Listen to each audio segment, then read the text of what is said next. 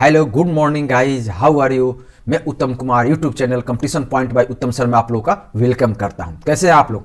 CTET की exam की तैयारी कैसे चल रही है? बहुत सारे लोग का एग्जाम हो चुका है। उस एग्जाम के पैटर्न पर मैथ में कैसे सवाल पूछे जा रहे हैं, कैसे क्वेश्चन आ रहे हैं, उस क्वेश्चन को आज हम लोग देखेंगे और इसी पैटर्न पर ऐसे ही क्वेश्चन आपके पूछे जा रहे हैं और सेम टू सेम वही क्वेश्चन आपको हम बताने जा रहे हैं। आइए एक एक करके हम लोग क्वेश्चन को देखते हैं। मैं पहले भी बोल चुका हूं कि क्षेत्रफल एरिया पर आधारित बहुत सारे क्वेश्चन पूछे जा रहे हैं। उस एरिया पर बेस पर हम लोग क्वेश्चन अभी बनाने की कोशिश करेंगे।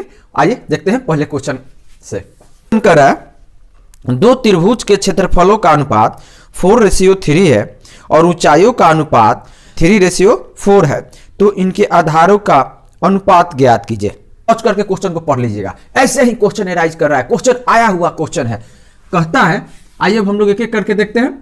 क्वेश्चन कहता है त्रिभुज का क्षेत्रफल 4:3 दे रखा है और उसका ऊंचाई क्या दे रखा है 3:4।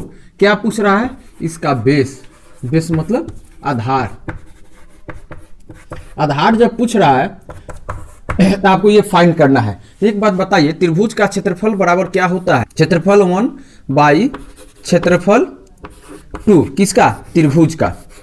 ठीक है, त्रिभुज का क्षेत्रफल 1 बाई त्रिभुज का क्षेत्रफल 2 इक्वल टू 1/2 इंटू, अगर हम लोग हाइट को शॉर्ट में h लिख देते हैं और यहाँ पर आधार को b लिख देते हैं। क्या लिख देते हैं? b लिख देते हैं। तो देखिए, तो हम लोग जानते हैं कि त्रिभुज का क्षेत्रफल इक्वल टू 1/2 इंटू बेस, ये बेस 1 हो जाएगा। बेस 1 इंटू एक height 1 by 1/2 into base 2 into height 2। अब आइए अकॉर्डिंग टू क्वेश्चन, क्षेत्रफल दे रखा है 4/3। रेशियो का मतलब हो गया बाई, इसलिए हमने बाई दे रखा। ठीक है, यानी कि क्षेत्रफल 1 का 4 हो गया, क्षेत्रफल 2 3 हो गया इक्वल टू। अब एक बात बताओ तो बाबू, 1/2 इसको लिख देंगे।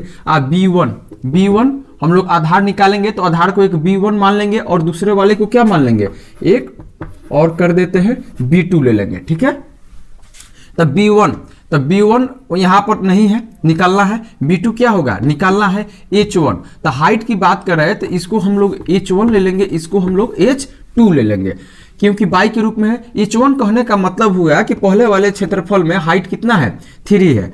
तो b1 हम लोग लिख दिए इंटू 3 बाई 1/2 इंटू b2 निकालना ही है और क्या हो गया? h2 4 हो जाएगा। वाह क्या बात है सर। देखो तो बाबू, नीचे से ऊपर ये कट जाएगा ना, डिवाइड के फॉर्म में है।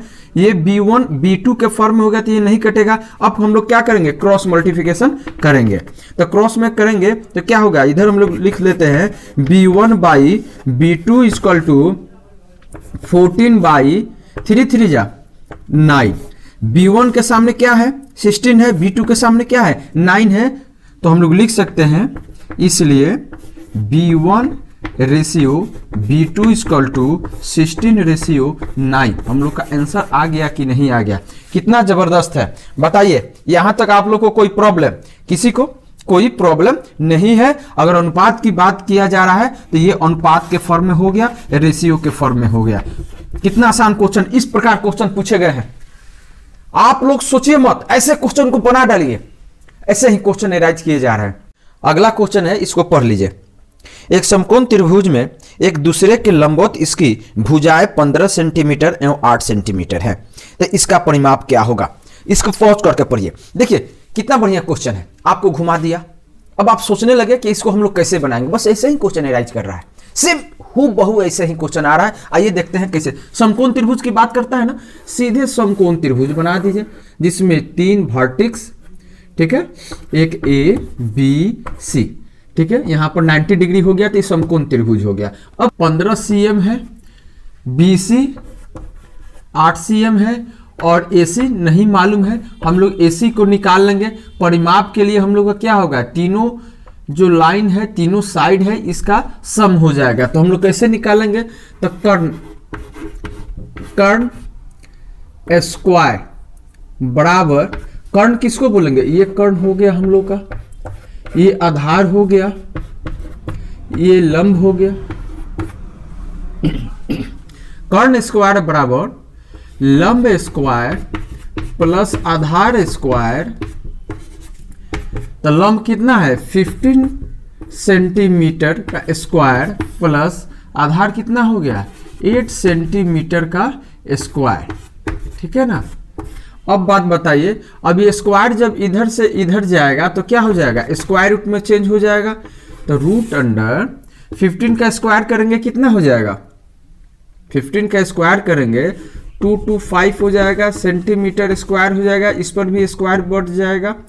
फिर प्लस 8 का स्क्वायर करेंगे 8 8 या 64 सेंटीमीटर स्क्वायर। अब बाबू बात बताइए, इसको ऐड कीजिए तो कितना हो रहा है, सेंटीमीटर स्क्वायर 4 5 9 6 2 8 8 और 2, ये किसका हो जाएगा स्क्वायर रूट, तो 17 सेंटीमीटर स्क्वायर। अब एक बात बताइए, कर्ण हम लोग का निकल गया 17, करने के लिए सभी साइडों का योग हो जाएगा, सम हो जाएगा 17 प्लस 8 प्लस 15, टोटल कितना हो जाएगा 40 सेंटीमीटर। इसका परिमाप हो जाएगा किसका, एक समकोण त्रिभुज के का परिमाप हो जाएगा। आते हैं नेक्स्ट क्वेश्चन पे। यदि एक आयत का विकर्ण 5 इकाई हो तो उसका क्षेत्रफल क्या होगा, बताइए। ऐसे क्वेश्चन जब आ जाए तो ऐसे में बच्चे घबरा जा रहे हैं, बच्चे को समझ में नहीं रहे, क्वेश्चन बहुत छोटा दे रहा है ना सीटेट के लिए, इतना आसान नहीं है। क्वेश्चन लोग कहते हैं आसान है, लेकिन कुछ क्वेश्चन आसान लग रहे हैं, लेकिन कुछ क्वेश्चन छोटे छोटे चुटकुले कसैली जैसा दे रहा है जिसमें बच्चे फंस जा रहा है। फिर उन्होंने कॉल भी किया था कि सर अब ज्यादा कॉम्प्लिकेटेड टॉप क्वेश्चन न देकर के ऐसे कंसेप्चुअल क्वेश्चन दे रखा है, आइए ऐसे क्वेश्चन को पढ़ते हैं। आप भी फंस गए होंगे आशा है, लेकिन हम फंसने नहीं देंगे। आइए आगे हम बताते हैं।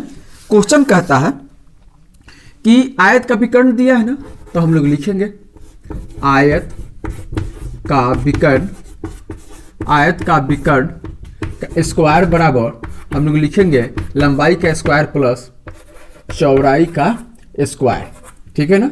तो सबसे पहले हम लोग डायग्राम से इसको समझने की कोशिश करेंगे। ये आयत हो गया, ठीक है, इसमें विकर्ण दे रखा है, ये आयत का पॉइंट ए बी सी और डी हो गया। विकर्ण की बात कर रहा है 5 यूनिट, यानी कि इकाई की बात कर रहा है, ठीक है ना। तो एक बात बताइए, जब ये 5 विकर्ण हो गया, हम लोग जानते हैं किसी भी त्रिभुज में सबसे बड़ी भुजा जो होती है विकर्ण होती है। तो यहाँ पर जब विकर्ण बड़ा हो गया तो जो भी साइड की भुजाएं होगी इससे छोटा होगा, तो एक 3 हो सकता है और एक क्या हो जाएगा 4 हो जाएगा। तो ऐसे कंडीशन में विकर्ण का स्क्वायर किया गया, यानी कि विकर्ण हम लोग का 5 था, 5 का स्क्वायर करेंगे 25 हो गया, लंब का स्क्वायर करेंगे क्या होगा 4 का स्क्वायर, और फिर आधार का स्क्वायर करेंगे क्या हो जाएगा 3 का स्क्वायर। देखिए क्वेश्चन कैसे बना रहा है। अब यहाँ पर 25 हो गया ना विकर्ण, अब यहाँ पर यूनिट की बात कर रहा है ना, यूनिट की, तब हम लोग बात करेंगे यहां पर लंबाई का इकाई क्या हो जाएगा 4 यूनिट, और चौड़ाई का इकाई क्या हो जाएगा 3 यूनिट। इसमें 4 यूनिट हो गया, इसमें 3 यूनिट हो गया। अब आप सर स्क्वायर, ऐसे क्वेश्चनों पर इस पर ध्यान मत दीजिए, ठीक है ना, ऐसे बनाने के लिए। अब हम लोग ज्ञात करेंगे क्या चीज का, कि आयत का क्षेत्रफल, आयत का क्षेत्रफल क्या होगा। तो क्षेत्रफल करने के लिए हम लोग क्या बोलते हैं लंबाई गुने चौड़ाई, ठीक है। अब इससे हम लोग को कोई मतलब नहीं है, यानी कि विकर्ण से कोई मतलब नहीं है, तब हम लोग लिखेंगे लंबाई गुने चौड़ाई, ठीक है ना। तो 4 × 3, इसको क्या लिखेंगे, मेजरमेंट करने के लिए इकाई दे रखा है, यानी कि 12 इकाई स्क्वायर। ओके, स्क्वायर इसलिए कर दिए कि लंबाई इंटू चौड़ाई जब मल्टीप्लाई करते हैं तो ये जो यूनिट होगा वो हमेशा वर्ग में होता है, स्क्वायर में होता है। हम लोग का आंसर आ गया। देखिए तो आप लोग क्वेश्चन को ध्यान से देखिए, पॉज करके इसको लिख लीजिए, कॉपी में नोट करते चलिए, लिखते चलिए।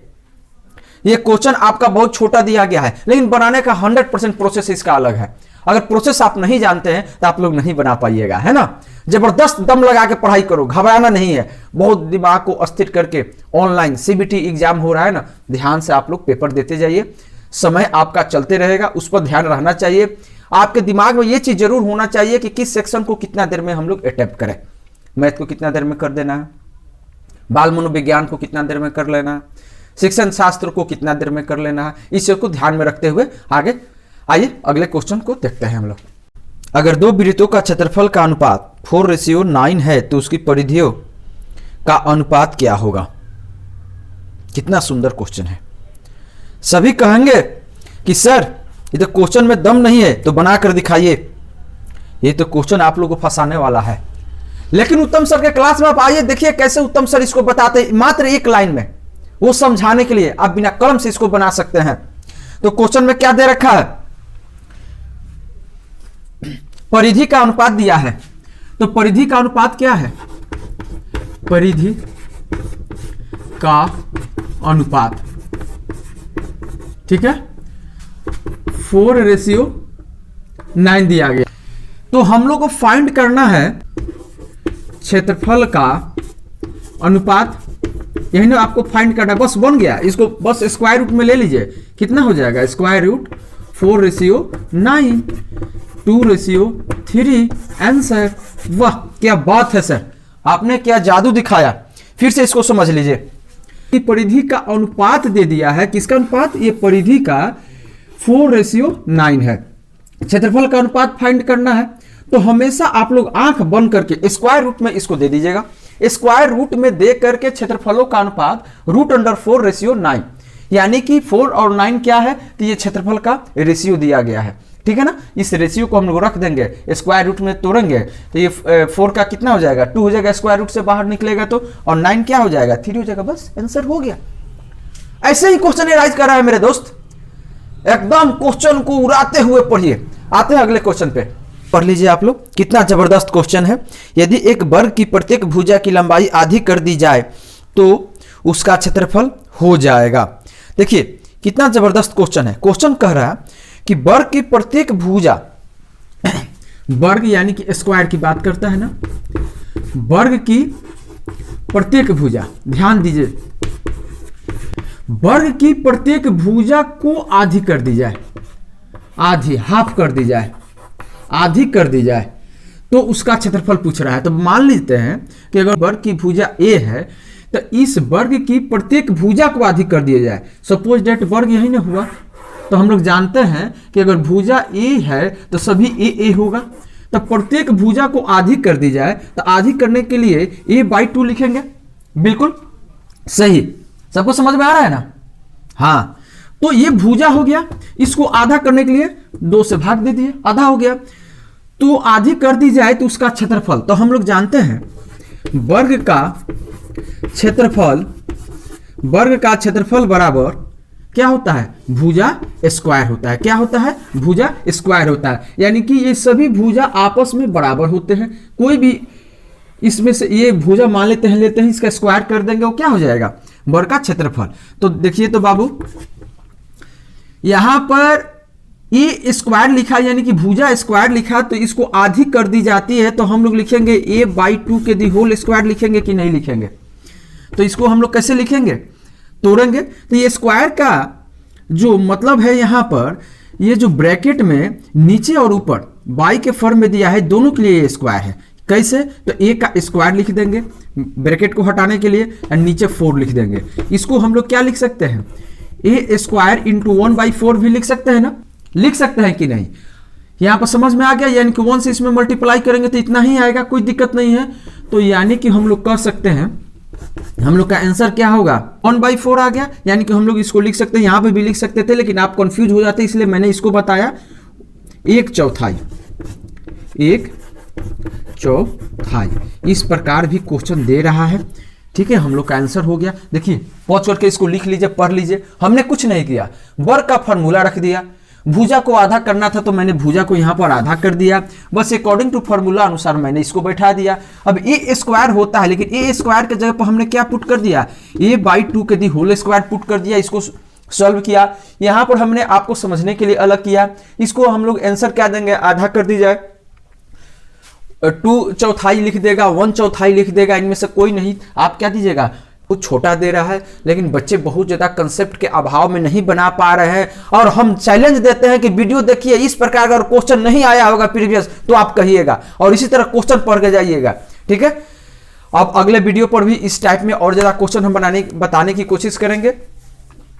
अगर मेरा ये वीडियो आपको अच्छा लगता है तो लाइक, सब्सक्राइब और शेयर जरूर करें, और अधिक से अधिक शेयर करें आप लोग।